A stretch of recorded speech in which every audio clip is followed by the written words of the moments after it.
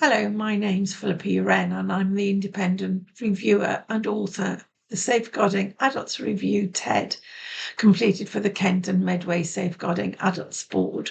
The full report and recommendations can be found on their website. Ted was 62 years old when he was admitted to hospital under Section 2 of the Mental Health Act in January of 2024 from his home. He had been married to Rizzo for many years, and she became his carer following his discharge from hospital in February 2023. He had a history of alcohol misuse for many years, but had been abstinent since 2022 following a detox program. Ted also had a diagnosis of dementia, alcohol-related brain damage, and global frontal atrophy. Rizzo described Ted as her 6'2" teddy bear. I met with Rizzo to ensure that her own voice and experiences were captured within the review. Rizzo confirmed that there had been no domestic abuse present in the relationship prior to the deterioration of Ted's mental health. Rizzo identified that overall, the care that Ted had received was good, but with hindsight, she should have asked for more help and support, but was unable to recognize that this was needed at the time of Ted's deteriorating illness. Rizzo also identified that the support she received from the dementia nurse was exemplary. Rizzo recollected that following months of increasing abuse, she expressed to a practitioner that she wished to leave as she did not feel safe. She was told that she could leave if she wanted to. As she was packing a bag and tried to leave the property, it was at this point that she was informed by the practitioner that she didn't mean she could leave right then, and that she would raise the safeguarding concern on her if she did. Rizzo interpreted this to mean that she was to remain at the property. The agencies involved have reviewed their records and were not able to corroborate this.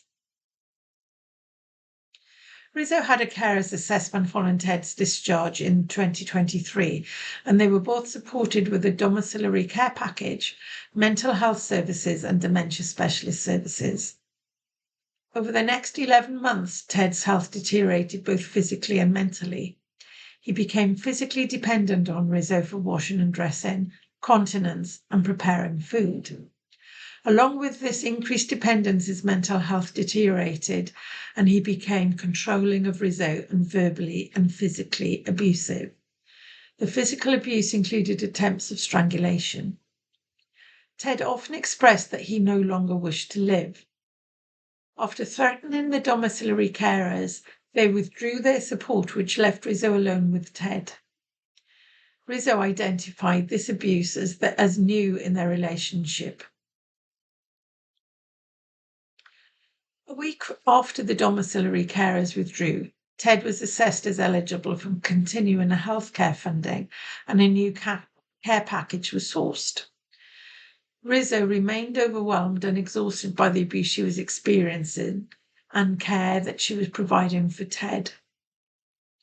Agencies would often signpost her to request support from adult social care instead of referring her on themselves.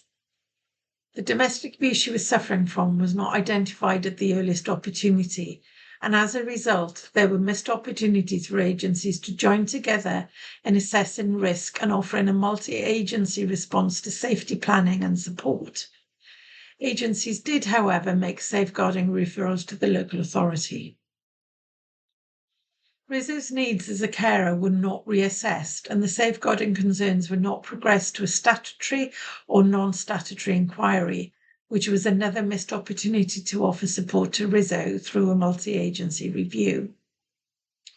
Agencies did continue to support Ted and Rizzo and escalated within their own services the concerns that they had regarding the escalating risk to Rizzo. This resulted in Ted receiving an assessment by an advanced mental health professional within a recommendation of admission for Ted under Section 2 of the Mental Health Act. However, due to the lack of mental health beds, Ted remained at home for a further 5 days before he was admitted.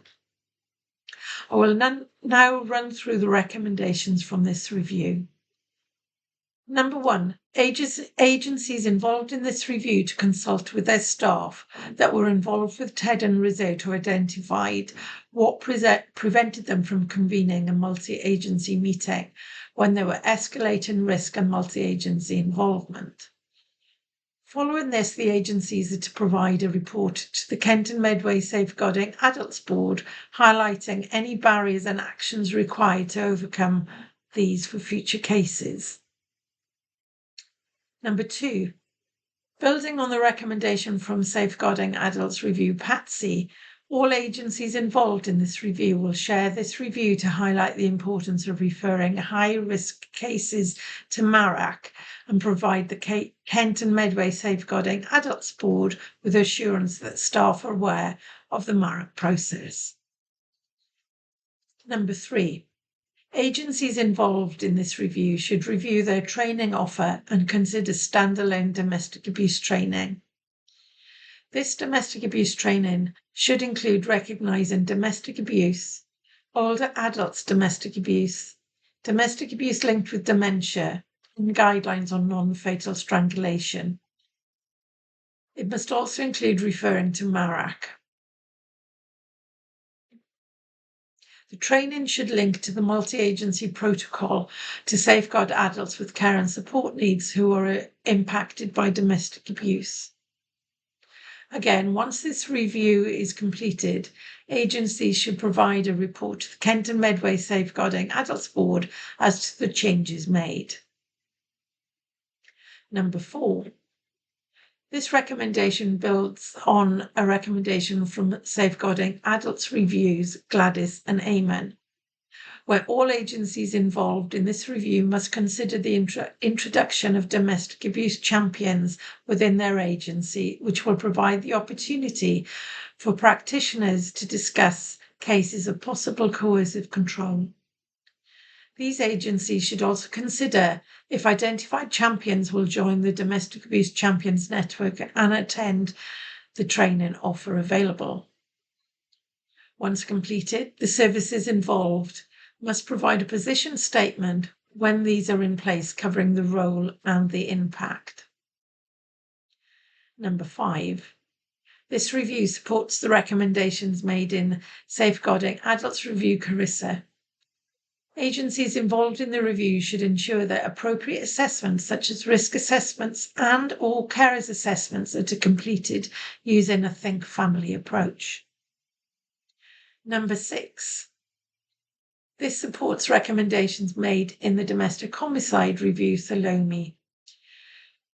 Provision is made for carers to be spoken to on their own about how they are managing and coping. This should be a structured conversation where a realistic assessment of capability is made according to the pressures that the individual carer is subject to and include the offer of a carer's assessment. Any decisions to complete the carer's assessment or not should be accurately recorded. Number 7, the local authority adult social care core skills training offered to staff must include a specific component on domestic abuse relating to carers and how to safeguard them. Number 8, the mental health community teams to review virtual appointments process for individuals that are declining to participate directly in the assessments or when there is an escalation in risky behaviour. Number 9, agencies involved in this review to review their Mental Capacity Act assessment training offered to staff to ensure that frontline staff are aware of how to use multi-agency information, the importance of consulting with others. Those that are relevant could include agencies, family members and friends, and or advocates, in assessing mental capacity for individuals where there are barriers to engagement within the assessment process. And finally, number 10, the review supports the recommendations in both Safeguarding Adult Reviews Betty and Stephen that the Kent and Medway Safeguarding Adults Board Chair should raise awareness within the national network of safeguarding adult board chairs regarding the risks of the non-availability of mental health beds. Many thanks for listening. Take care.